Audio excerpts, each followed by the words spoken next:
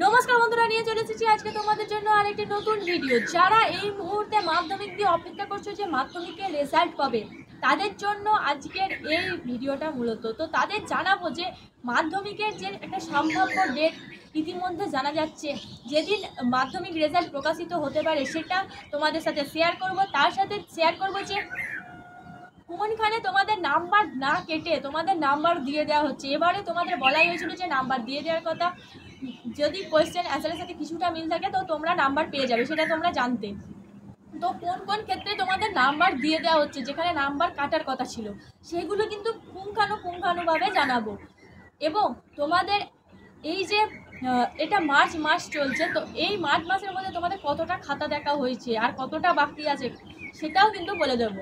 তো প্রথমেই বলি যে তোমাদের যেসব জায়গাগুলোয় এতদিন ধরে নাম্বার কাটতো সেগুলোই এখন আর নাম্বার কাটছে না এই বছর। সেই জায়গাগুলি কোনগুলো না, তোমাদের যেখানে বানান ভুল হতো, বানান ভুলের জন্য কিন্তু নাম্বার কাটা হতো, সেই বানান ভুলের ক্ষেত্রে কিন্তু এখন নাম্বার কাটছে না।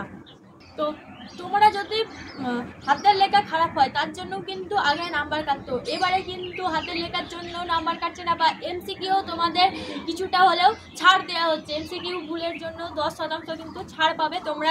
তোমাদের এবারে বলাই হয়েছে যে অযথা কিন্তু নাম্বার কাটা যাবে না, এবং তোমাদের জন্য এবারে মডেল অ্যান্সার স্ক্রিপ্ট তৈরি হয়েছে, অর্থাৎ তোমরা যদি সেই অনুযায়ী লিখতে পারো তাহলে কিন্তু তোমরা নাম্বার পেয়ে যাবে।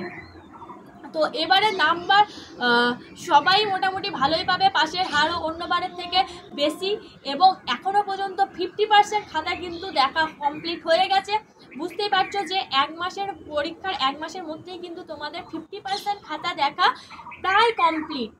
তো আর 50% খাতা বাকি আছে, তো এটাও কিন্তু এক মাসের মধ্যে হয়ে যাবে। এবং তোমাদের মে মাসের ফার্স্ট উইক সম্ভাব্য ডেট যেটা জানা যাচ্ছে যে 7 থেকে 16 তারিখের মধ্যেই কিন্তু তোমাদের যে মাধ্যমিক রেজাল্ট, সেই মাধ্যমিক রেজাল্ট প্রকাশ করার সম্ভাবনা সব থেকে বেশি আছে।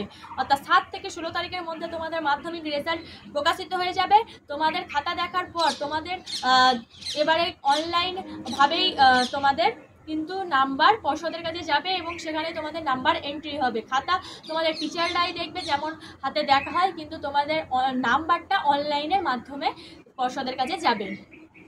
তো পর্ষদ কোথায় কত নাম্বার কেটেছে, অর্থাৎ কোন কোয়েশ্চেনে কত নাম্বার পেয়েছো, সেটাও কিন্তু তোমাদের এবারে নাম্বারের সাথে সাথে সেখানে উল্লেখ থাকবে, যাতে রিভিউ বা স্কুটিনি করাতে গেলে তোমাদের কোনো সমস্যা না হয়, সেটাও কিন্তু তোমাদের পর্ষদ সেদিকেও খেয়াল রাখবে। এবং তোমাদের খাতা দেখা তোমাদের এই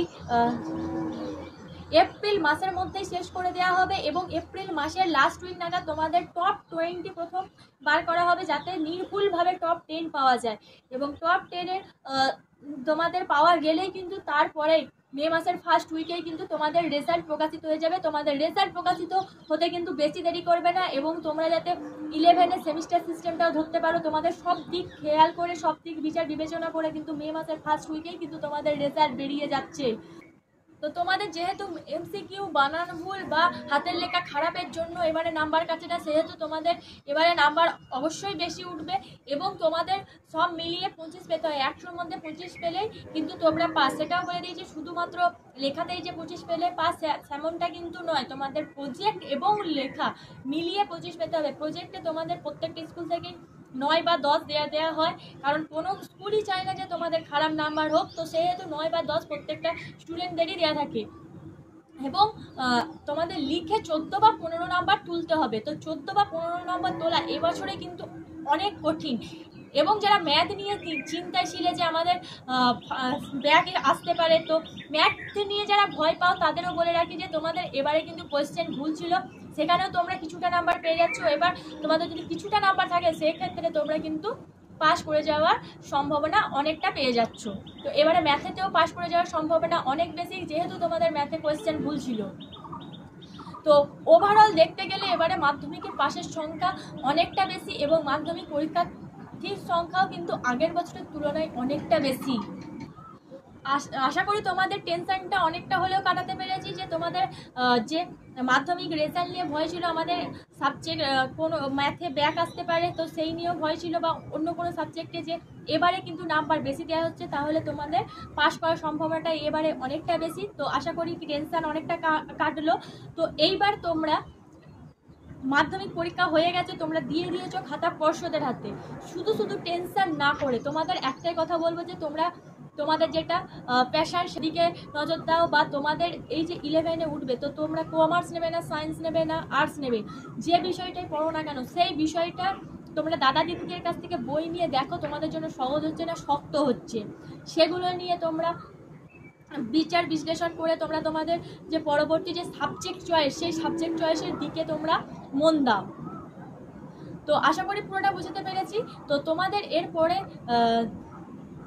তোমাদের কোন সাবজেক্টটা ভালো, তোমাদের জন্য কোন সাবজেক্টটা খারাপ, কোনটায় নাম্বার বেশি বা কম ওঠে, সমস্ত কিন্তু তোমাদের জানিয়ে দেব। তো এর জন্য আমাদের চ্যানেলটিকে সাবস্ক্রাইব করে রাখো, যাতে সবার আগে সব আপডেট পেয়ে যাও। তো আজকের ভিডিও এই পর্যন্তই। আজকের ভিডিও আর বেশি বড় করছি না। আশা করি তোমাদের যেটুকুনি আমি জানতে পেরেছিলাম, যেটুকুনি জানলে তোমাদের সুবিধা হতে পারে, সেটুকুনি জানাতে পেরেছি। তো ধন্যবাদ সবাইকে। Junior education.